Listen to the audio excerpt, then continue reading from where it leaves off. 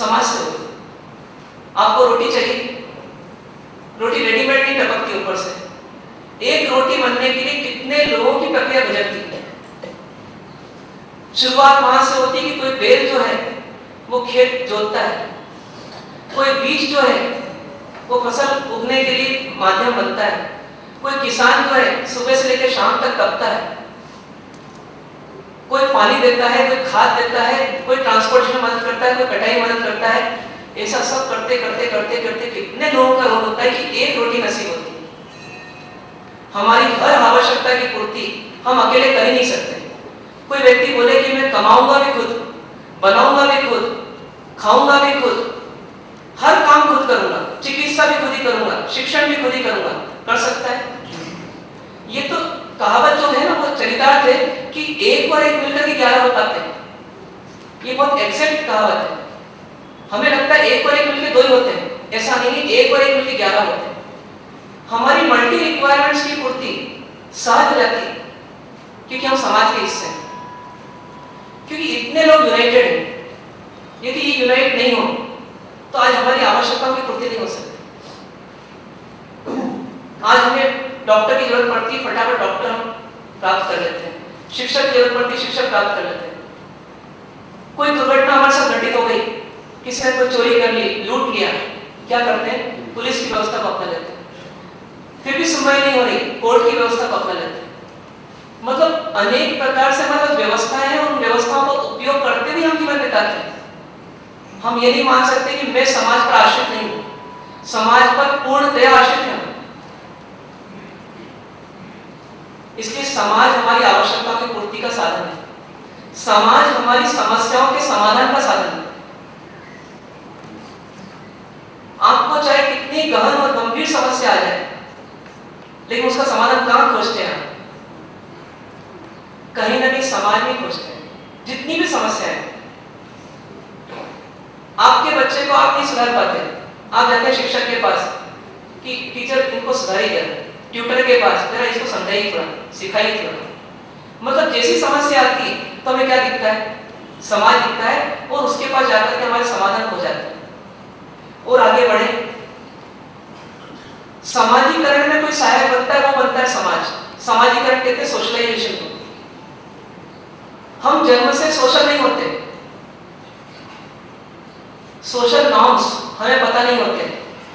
सामाजिक नियम, कायदे, कानून, कैसे खाना, कैसे बोलना, कैसे बैठना, कैसे चलना, कैसे साथ साथ जीना, ये हमें कुछ भी नहीं आता। कहां सीखते हैं? समाज से सीखते हैं। पैदा होता है बच्चा तो माँ बोलती है देख जय जय बोल, भगवान को दिखा कर बोलती जय जय बोल। वो जय जय बोलते बोलते बोलते बोलते एक सीख जाता है बच्चा कि हाँ जय जय बोलना चाहिए भगवान के सामने। ये किसने सिखाया? ये माँ ने सिखाया। कोई बड़ा आता है घर में, हम बोलते हैं कि चरण स्पर्श करो बेटे को, वो धीरे सीख जाता है कि बड़ों को चरण स्पर्श करना चाहिए। किसने सिखाया? ये परिवार ने सिखाया, समाज ने सिखाया। मतलब छोटी छोटी चीजें जो हमें सामाजिक बनाती है वो कौन सिखाता है? समाज ही सिखाता है। यदि ये नहीं हो तो हम असामाजिक हो जाए। और आगे बढ़े, अपने अंदर के नैतिक गुणों का विकास वो किसके माध्यम से होता है? क्यों भगवान महावीर की चंदन बाला की कहानी सुनते और आंखों में आंसू आ जाते हैं? क्योंकि हमारे अंदर उस कथा से नैतिक गुणों का विकास होता है। क्यों हम सुनते हैं भगवान महावीर को कि कान में कीड़े ठोकी गई और फिर भी उन्हें छू तक नहीं की? तो हमारे मन में होता है कि देखो ऐसा भी जिया जा सकता है। किसने सिखाया? ये नैतिक गुण किसने बढ़ाया? नहीं तो पूरी दुनिया बोल रही ईंट का जवाब पत्थर से देना चाहिए, लेकिन कुछ ऐसे व्यक्तित्व भी हैं जो बोलते नहीं, शस्त्र तो एक से बढ़कर एक है, लेकिन अहिंसा से बढ़कर के कोई शस्त्र नहीं। ऐसा उनका सिद्धांत है। और वो कहते हैं अहिंसा ही परमो धर्म है। क्या करना? कोई कुछ भी करे, आप प्रतिक्रिया मत करो। ऐसे नैतिक गुणों का विकास, भावात्मक गुणों का विकास भी किसके माध्यम से होता है? समाज के माध्यम से। ये समाज नहीं होता तो आज जैसे कुत्ते झपटते हैं रोटी के टुकड़े के लिए, तो आज हम भी झपट रहे होते। आध्यात्मिक साधना इसे करना है, इस संसार से मुक्त होने की साधना करना है, संग से असंग दशा में जाने की साधना करना है। उसके लिए माध्यम कौन बनता है? समाज बनता है। आज एक साधु जीवन लेने के बाद भी हमें निश्चिंता क्यों है? क्योंकि समाज हमारे साथ है। ये समाज में रहते हुए हम ऐसी पात्रता विकसित करें कि हम इस समाज से ऊपर उठ जाए और संघ से असंग चले जाए, तो हमारा आध्यात्मिक विकास पूर्ण हो जाएगा। पर शुरुआत कहां से होगी, बेस कहां बनेगी, समाज में रहते हुए। इस प्रकार से यदि हम देखें तो समाज हमारे जीवन की जितनी भी जटिलताएं हैं उनको समाप्त कर देता है और हमें इजी सॉल्यूशन देता है। इतना होने पर भी हमारा कर्तव्य क्या बनता है समाज के प्रति? वापस वही वाली बात आएगी जो पर्यावरण प्रबंधन के साथ लगती है कि इतने उपकारियों के प्रति हमें व्यवहार कैसा करना, अपकार का करना या उपकार का करना। कई बार आप लड़ते झगड़ते ना, क्यों लगी हुई है और क्यों लगी हुई, इतने में कोई व्यक्ति आया और वो आकर किसी में घुस गया, आपके आगे खड़ा हो गया। गुस्सा आना चाहिए कि नहीं आना चाहिए, उससे बताइए। उसको कुछ कहना चाहिए कि नहीं कहना चाहिए, लड़ना चाहिए कि लड़ना चाहिए? हम सबका सिद्धांत है कि लड़ना ही चाहिए, समझाना चाहिए, सुधारना चाहिए। पर उन उपकारों को आप भूल जाते हो कि जब आप पर उपकार हुआ और बिना शर्त के हुआ, उससे व्यक्ति ने ये देखा कि मुझे क्या मिल रहा है। आज समाज के कितने घटक ऐसे हैं जो थोड़ा सा लेते हैं और हमको बहुत अधिक देते हैं। उन्होंने कभी व्यापार नहीं किया कि देखो जितना मैं दे रहा हूं उतना मुझे मिलना चाहिए। एक ट्यूटर आपसे 5,000 महीना लेता है या 2,000 4,000 भी लेते हैं। मान लो 5,000 महीना किसी कोचिंग क्लास वाला लेता है एक ट्यूटर एक स्टूडेंट को पढ़ाने का, और उतना ही सिलेबस एक टीचर भी कवर कर रही है, पर वो तो आपसे इतना नहीं ले रहे। तो आपने नहीं सोचा कि अन्याय है। एक मेकर का काम आपने अपने लड़के को बोला, उसने कहा नहीं करवा लो उससे, मैं नहीं कर सकता। कभी तबीयत खराब होती है हमारे घरों में तो लड़का क्या बोलता है, एक नर्स रख दो पिताजी के लिए, माताजी के लिए, पर वो जो सेवा कौन करेगा? मतलब वो नहीं कर सकता, वो नर्स कर रही और ले क्या रही 100 200 250 रुपए रोज। तो उस समय नहीं सोचते ये अन्याय हो रहा है, ये अनीति हो रही है। इतना समाज से हम लेते हैं तब नहीं सोचते।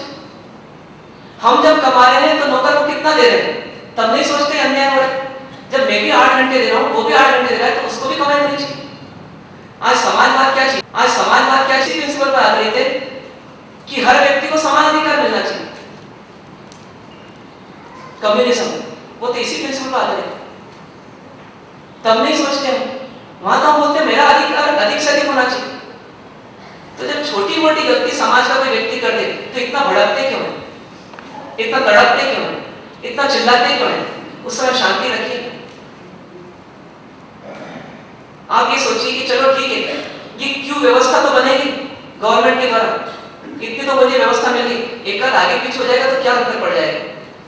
अभी व्यक्ति नहीं होता, मेरा लड़का ही होता है और मेरे से आगे जाता है, तो मैं क्या करता उस समय? तो इसको तो अपना मान लूं। हो सकता है कोई मजबूरी रही होगी इसकी, कोई परेशानी में आया होगा, जल्दी होगी इसको,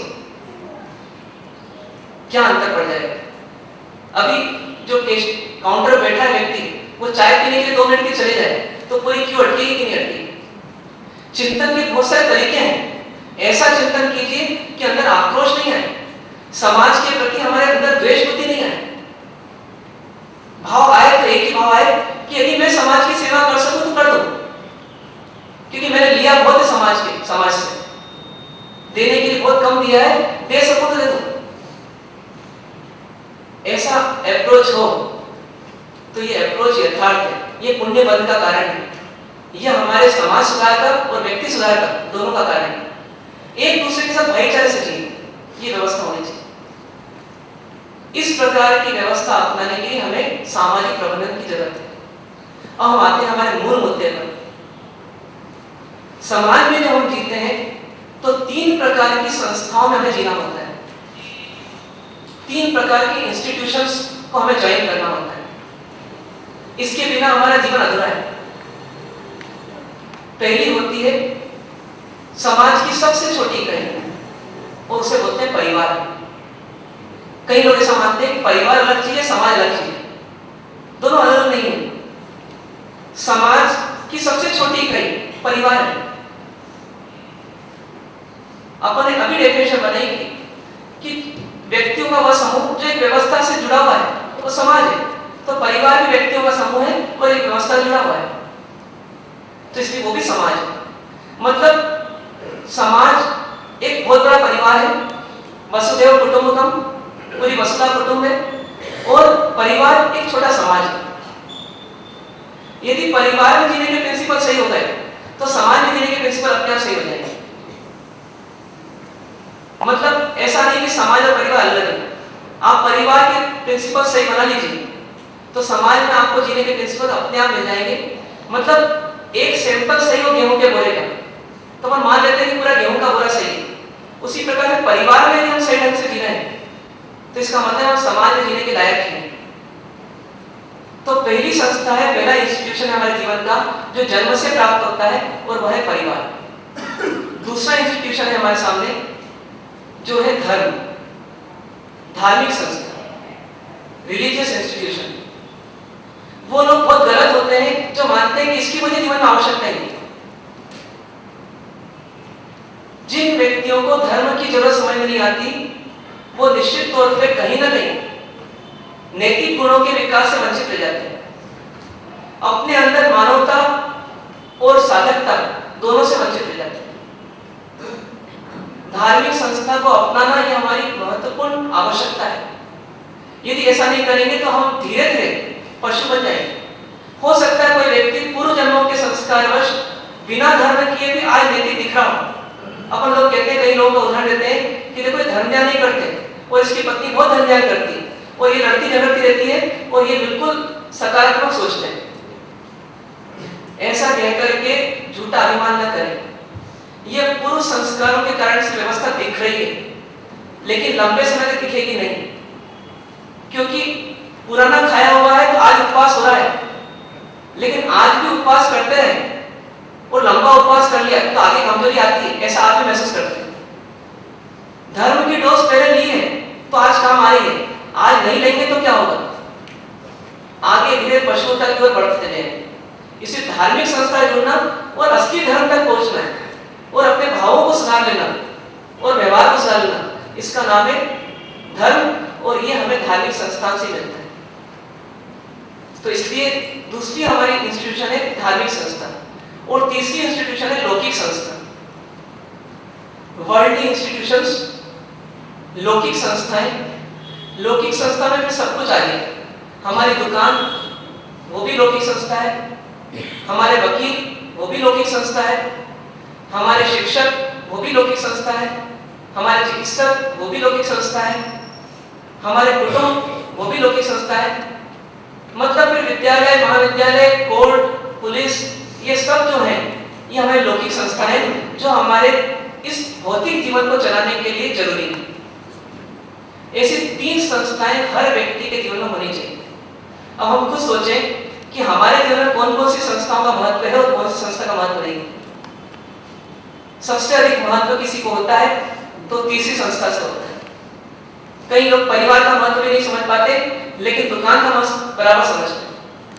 व्यापार का महत्व, एसोसिएशन का महत्व, ग्राहक का महत्व, चिकित्सक का महत्व, शिक्षक का महत्व, इनका महत्व समझते हैं। मतलब हमारी एक नेचर टेंडेंसी है कि सबसे अधिक महत्व किसका है? लौकिक समाज का, लौकिक संस्था। फिर सेकंड महत्व किसी को लगता है तो वो है परिवार संस्था, और थर्ड कैटेगरी में आती है धार्मिक संस्था। लेकिन वास्तविकता क्या है?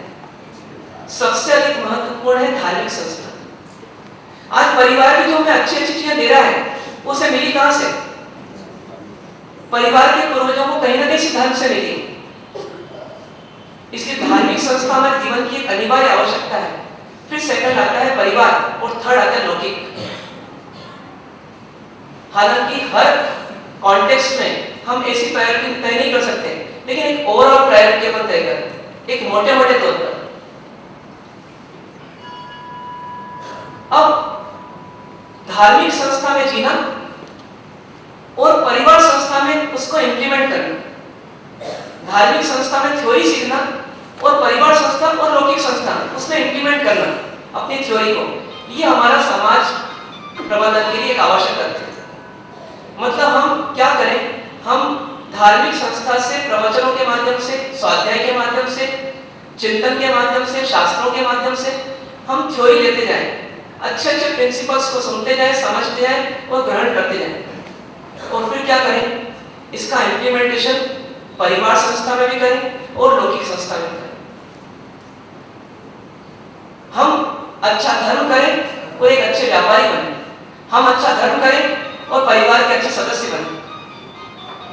मतलब ऐसा हमारा एक संतुलित रूप हो तो हम क्या मानेंगे कि तीनों संस्थाओं में हम बराबर जी रहे हैं।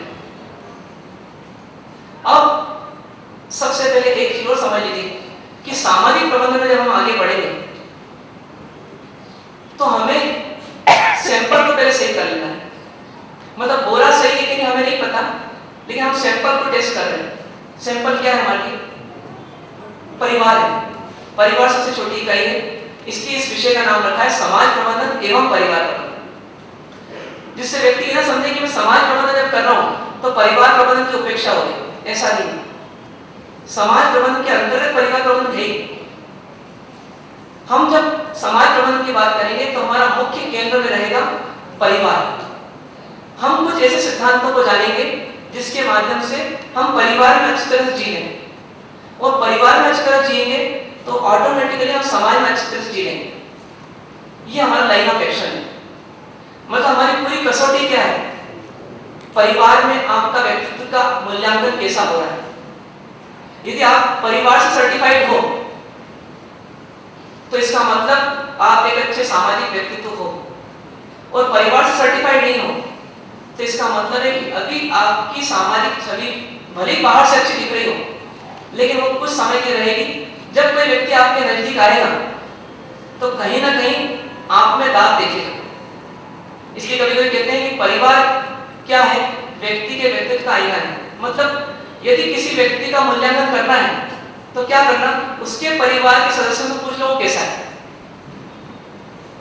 आप घबराइएगा मत, आपके घर वालों से नहीं पूछेंगे, लेकिन स्थिति यह है कि परिवार वाले बोले या ना बोले, लेकिन जैसा वो आपको जांच रहे हैं इसका मतलब आप कैसे हो, ऐसा मान के चलिए। हमारी चुनौती है, जैसे कोई बच्चा बोले कि मैं तो कोटा में कोचिंग ले चुका हूं और मैं तो बहुत अच्छा जानकार बन चुका हूं, उससे बोलते हैं ये कोई मापदंड नहीं है। आप आईआईटी क्लियर कर रहे हो या नहीं कर रहे हो, ये मापदंड है। मतलब आईआईटी में आपको एडमिशन मिल रहा है या नहीं मिल रहा, ये मापदंड है। कोई व्यक्ति बोले नहीं मैं तो परिवार का बहुत अच्छा सदस्य हूं, मैं तो सबका भला करता हूं, दूसरे उल्टा मेरा बुरा करते हैं, मेरे को टॉर्चर करते हैं। नहीं, आप मानिए सर्टिफाइड नहीं हुआ गया। अभी आप ठीक है, आपको जीने की पात्रता मिली है, लेकिन आप अभी गढ़ जीते नहीं हो, अभी आपने परिवार के दिलों को जीता नहीं है। इसलिए हमें वहां तक पहुंचना है कुछ ऐसे सूत्रों के माध्यम से जिनके माध्यम से हम परिवार प्रबंधन हमारा कर लें, और परिवार प्रबंधन करके फिर हम समाज प्रबंधन भी उस आधार पर कर लें। समाज प्रबंधन एवं परिवार प्रबंधन, social management and family management. वास्तव में समाज प्रबंधन और परिवार प्रबंधन ये दो भिन्न भिन्न विषय नहीं है, ये दोनों एक दूसरे के प्रतिरूपी हैं। समाज बहुत बड़ा परिवार है और परिवार एक छोटा समाज है। इस दृष्टि से यदि हम देखें तो हमें महसूस होगा कि समाज प्रबंधन के नियम और परिवार प्रबंधन के नियम दोनों एक ही हैं। पर चूंकि हम परिवार में अधिक रहते हैं और परिवार का अनुभव सभी को होता है, तो इसलिए हम परिवार को कैसे मैनेज करें इस विषय पर चिंतन करेंगे, जिसके माध्यम से हम समाज प्रबंधन तक पहुंच सकेंगे। कुछ लोग ऐसे हो सकते हैं जो इस बात को सोच रहे हो कि धर्म के अंतर्गत परिवार प्रबंधन के विषय क्यों? हाँ ठीक है, किसी चिकित्सा लेके बाहर जाते हैं तो परिवार नियोजन का जरूर दिखता है हमें, लेकिन परिवार प्रबंधन की आवश्यकता धर्म के परिसर में क्यों? तो वास्तव में स्थिति यह है कि धर्म का जो मूल विषय है वो तो है अध्यात्म, पर अध्यात्म तक पहुंचने की पात्रता उसी व्यक्ति में हो सकती है जिसके परिवार में सुख, चैन और शांति है। जिसके परिवार की व्यवस्था अव्यवस्थित है, उसके चित्त की व्यवस्था अव्यवस्थित है, और जिसका चित्त अव्यवस्थित है, विचलित है, तो वह अध्यात्म को सुनने की, समझने की, जीने की पात्रता नहीं रखता। और ऐसा भी नहीं हो सकता कि बिना परिवार में जिए हम अध्यात्म में आ जाए, ये भी संभव नहीं। कोई व्यक्ति बोले कि मैं परिवार छोड़ दूं, तो उसको कोई ना कोई परिवार तो मिलता ही। यहां तक कि कोई द्वेष बुद्धि करके परिवार छोड़ करके रिक्शा भी दे दे तो उसको परिवार तो मिलेंगे, परिवार से नहीं बच सकता आज। इसलिए हमें कहीं ना कहीं परिवार प्रबंधन तो सीखना ही होगा, हम उससे पलायन नहीं कर सकते। अब परिवार प्रबंधन की आवश्यकता क्यों पड़ती है? परिवार प्रबंधन या कोई भी प्रबंधन तभी आवश्यक होता है जब कुछ विसंगतियां होती हैं। यदि विसंगतियां नहीं है, इरेगुलरिटीज नहीं है, तो फिर हमें जरूरत ही नहीं होती किसी चीज को प्रबंधित करने की। पर स्थिति यह है कि मनुष्य उसने जितना बौद्धिक विकास किया, उसके मतलब बिजनेस को मैनेज करना सीख लिया, एक बार किसी सिस्टम को मैनेज करना सीख लिया। यहाँ तक कि कुछ लोग इवेंट्स मैनेजमेंट करते हैं, मतलब वो किसी पर्टिकुलर इवेंट को जिसकी रोज प्रैक्टिस नहीं होती उसको मैनेज कर लेते हैं। पर स्थिति यह होती है कि कभी कभी जिस परिवार में रेगुलर रहना है, रोज रोज रहना है, उन्हीं 4 सदस्यों के बीच में वही रिसोर्सेज हैं, लेकिन उनके बीच में जीते हुए भी व्यक्ति जी नहीं पाता सही ढंग से। ये स्थिति किसकी है? ये किसी थर्ड पर्सन की नहीं है, आपकी और हमारी। हम जितने शांत, काम एंड क्वाइट